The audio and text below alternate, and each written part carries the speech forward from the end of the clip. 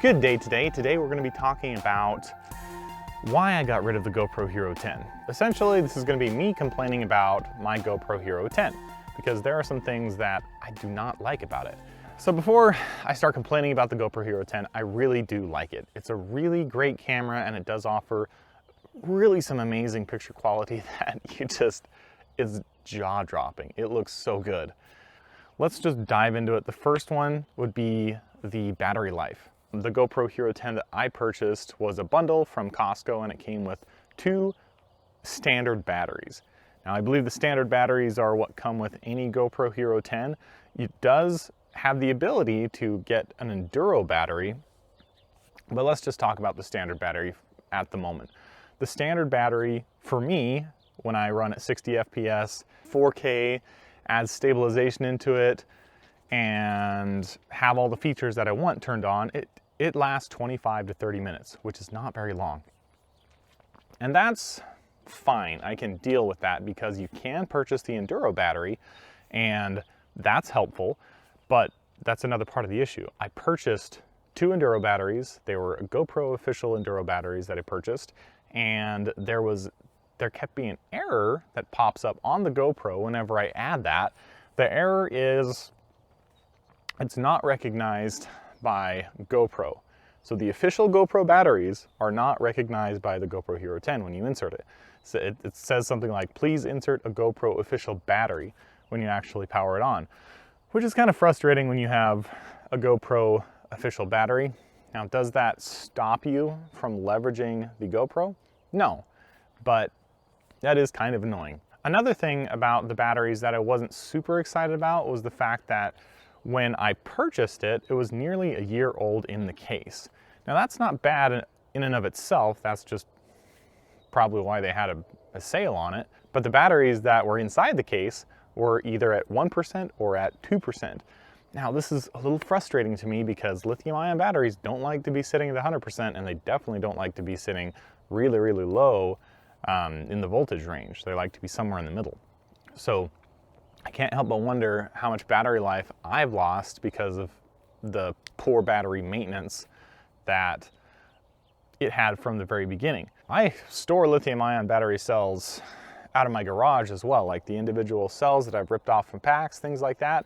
They don't degrade very quickly, if at all. I've had a couple of 5,000 milliamp hour cells that have just been sitting there, and I just checked them. They were at 3.95 volts when I stored them, a little high. When I checked them again, they were sitting around 3.85 volts. They lost very little voltage within about a year and a half. Generally, when you're shipping lithium-ion batteries around, at least here in the US, you have to ship them at 30% capacity or less. But I didn't really like that about it. So those are the battery issues that I had. Another issue that was a little frustrating was the fact that so I had enabled voice control.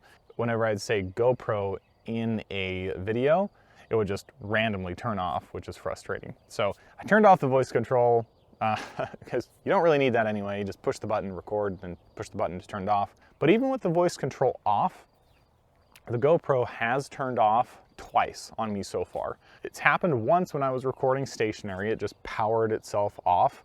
And it did the 3 beeps, beep, beep, beep, and just turned off, and there was no reason for it. It just did it.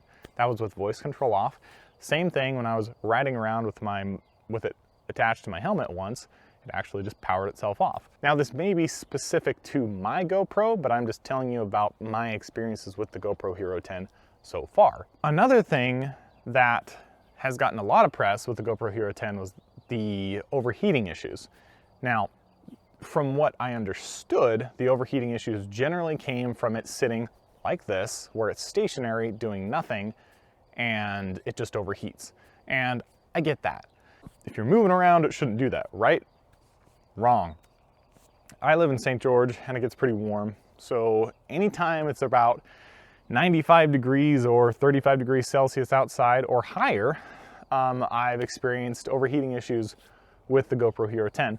While I'm either on my bicycle or on my motorcycle. It's happened when I've been on my bicycle traveling at around 15 to 17 miles an hour, just doing a little dirt track, riding around. After about 15 minutes, my GoPro just turned off and it was due to overheating. I pulled out the battery and the battery was extremely hot. Swapping the battery fixed that issue. The new battery was cooler, but it's still an issue that I had that is just really frustrating. I was under the impression that if I was moving the GoPro, getting airflow around it, and it was working really well like that I wouldn't have issues with overheating. But even with airflow flowing across it, it's even overheated then. And lastly, the fisheye effect, when you go wide or super wide, is fairly pronounced. And it's kind of annoying because when I had the DJI Action 3, it didn't seem like the fisheye effect was that pronounced with a wide angle lens. It just didn't seem that bad. The distortion didn't seem as bad as the GoPro. And maybe that's a preference thing. Maybe that has something to do with the stabilization. I'm not sure, but with the GoPro, it seems like you get less field of view with more fisheye effect than you do with the DJI Action 3. And that's really it. So that's really the big issues. The big issues was just the fact that it overheats while it's moving and the very poor battery life with the standard battery. And then just turn off voice controls. And that's not that big of a list, but it's enough to return the GoPro and try and go for the bigger, better version, the GoPro Hero 11, to see if that's gonna be any better. Thanks for watching, and I'll see you next time.